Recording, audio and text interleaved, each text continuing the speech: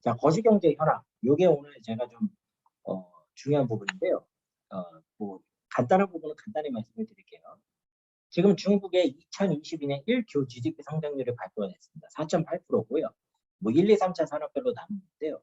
연간 성장률 목표가 5.5%라 4.8%면 많이 부족한 거 아니야? 라고 생각하실 수 있거든요. 작년 4교에 4%였습니다.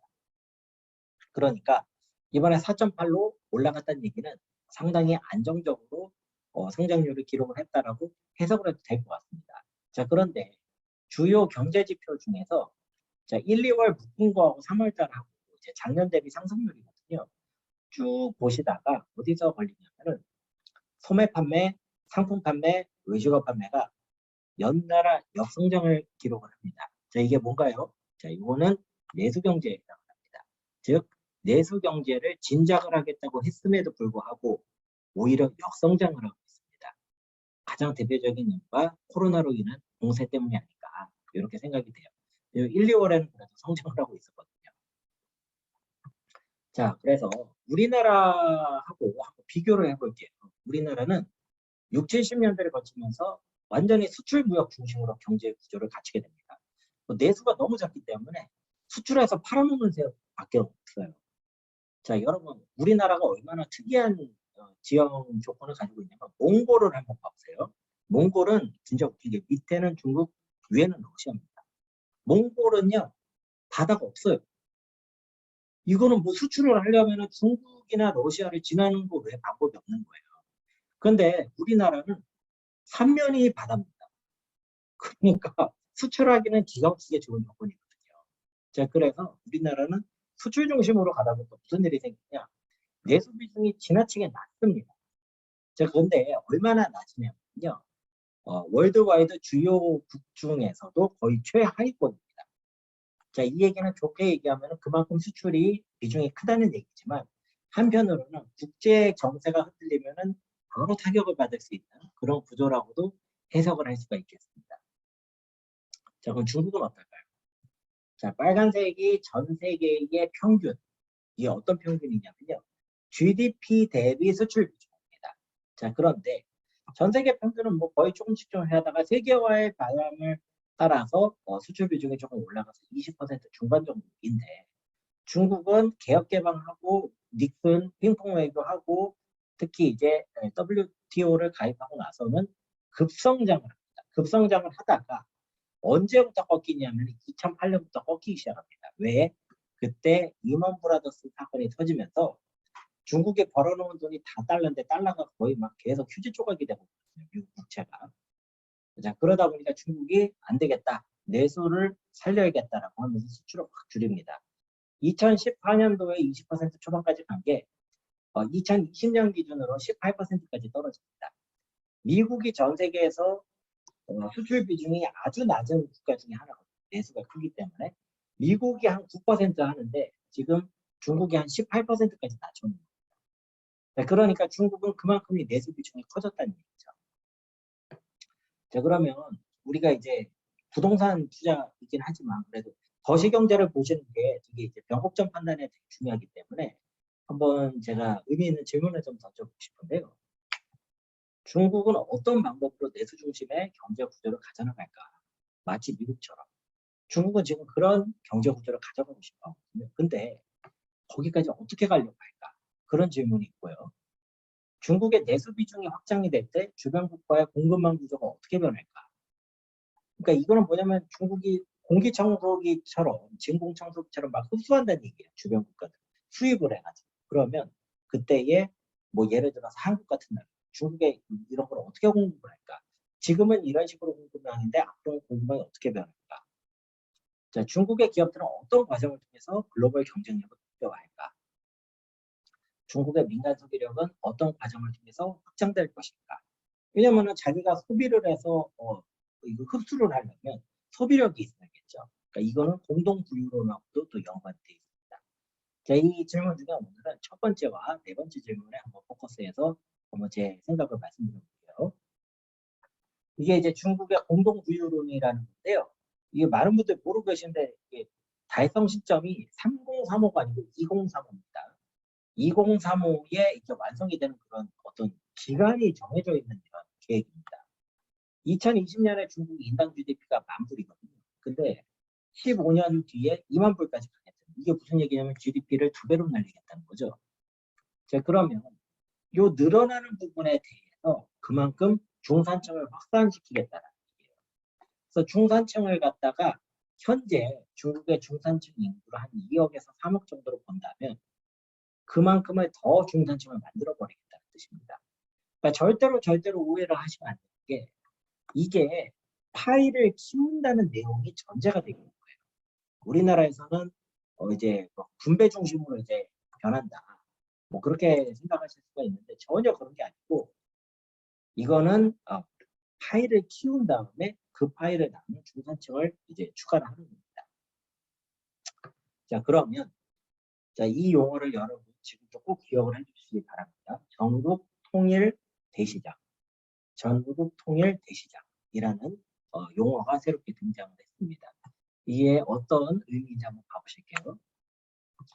자, 전국 통일 대시장이라는 말은 중국 국무원이 얼마 전 4월 10일 날 공식적으로 발표를 했고요. CCTV 아시죠? CCTV는 이제 중국의 수많은 방송국 중에 중앙정부의 방송국입니다. CCTV를 통해서 10분이나 시간을 할애하면서 방송이 됐던 내용입니다. 이 내용은 뭐냐면 이제 내수를 진작하는 거에 대한 어떤 가이드가 되겠는데요. 이것을 보면서 이제 야 봐라 내순환, 내수 진작이 얼마나 안 되고 있다는 반증이냐. 내순환이 지금 안 된다는 거다라는 관점도 있고요. 또 하나는 야 내순환이 안 되니까 어떻게 해서든지 해보겠다고 계속해서 정책이 나온다는 거 아니냐. 그러면 반드시 실현시키겠다는 의지로 봐야 되지 않을까라는 주장이 있습니다. 내용을 살펴보실게요. 일단 어떤 개념인지를 제가 먼저 말씀드리겠습니다.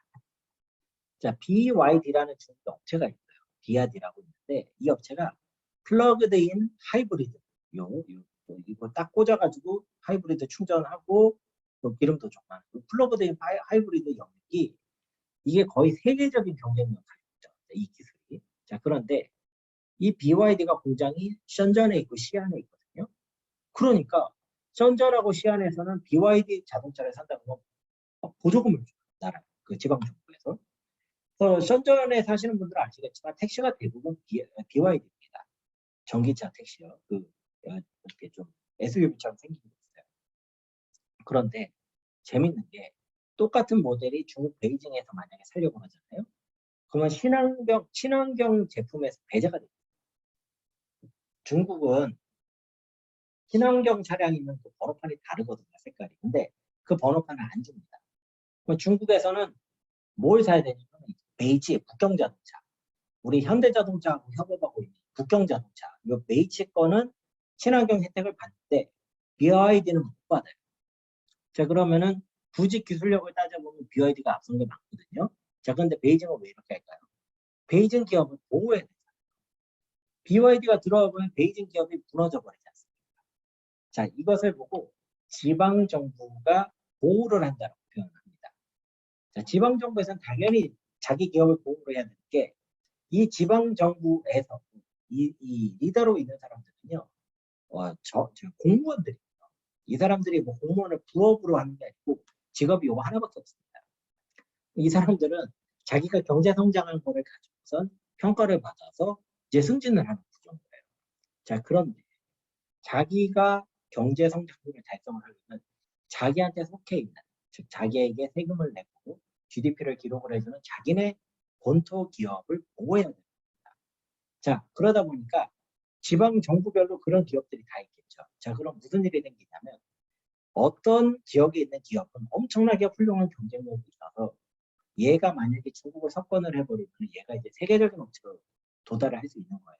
그런데 다른 지방 정부가 경쟁력도 없는 자기 기업을 보호하다가 이 기업이 성장할 기회를 놓친다. 이래서는 안 되겠다. 라는 관점인 거예요.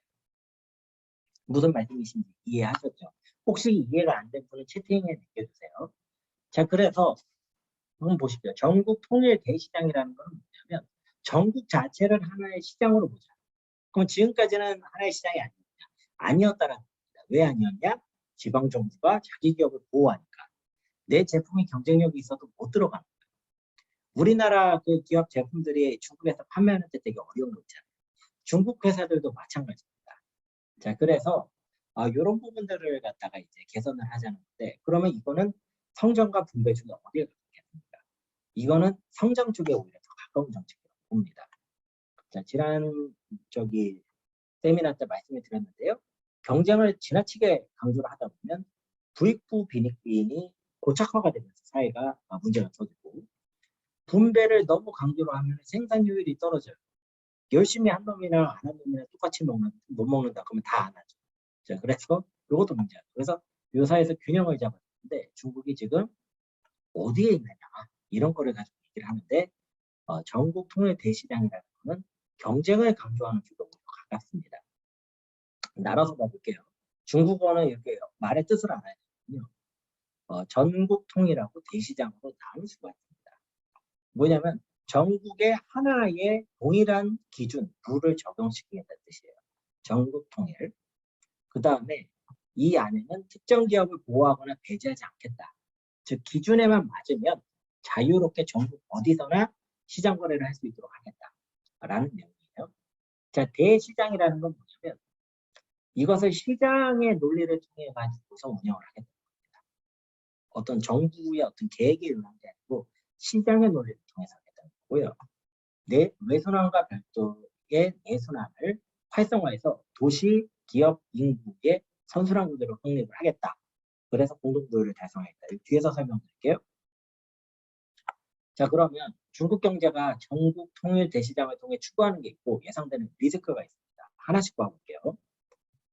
규모의 우세를 활용한 규모 경제 극대화는 당연히 되겠죠. 왜냐하면 전국이 이제 하나의 시장이니까 세계적인 수준의 초인류 기업들이 나올 가능성이 커집니다. 이거는 이제 마치 EU가 하나의 경제 연합으로 하나의 경제권을 만든 거고 비슷한 그런 현상이 발생할 것 같습니다. 두 번째로는 초인류 기업 양성을 통해서 산업군들이 나올 거예요. 클러스터들이 발생을 할 거고요. 각 산업별로 이제 새로운 리더 기업들이 등장을 하면서 기존의 저효율 기업체가 시장에서 퇴출이 될 겁니다. 특별히 경쟁력도 없는데 그 지방 정부에 중요하다고 해서 살아있는 기업들이 있거든요. 이런 기업들이 이제 도태가 되든지 아니면 새로운 어떤 그 시장 환경에서 새롭게 포지셔닝을 해야만 살 수 있을 겁니다.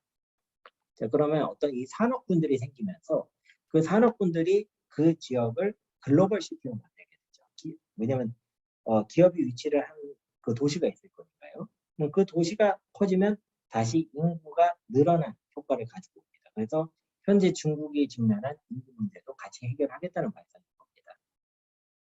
이거는 이제 중국이 지금 빅데이터가 어마어마하게 부족이 되고 이거를 처리할 수 있는 경쟁력이 세계 1위입니다. 그래서 요거를 통해서 통합 관리 효율을 극대화하겠다. 이런 말씀인데요. 이거 이제 해보겠다. 이런 내용입니다. 이거를 우리가 할 수 있다라고 믿는 게 아니고 우리가 한번 해보겠다라는 내용이 이건 거고요. 예상되는 리스크가 있습니다. 이 쉬운 문제 아니에요. 자, 첫 번째 소수 저가점 기업의 시장 경제 지배를 할 수 있는 리스크가 있어요. 전국 내수를 대상으로 하는 거대 기업이 등장을 하면요. 타 기업은 아예 진입 자체가 안 될 수 있는 그런 고착화된 구조로 갈 수가 있습니다.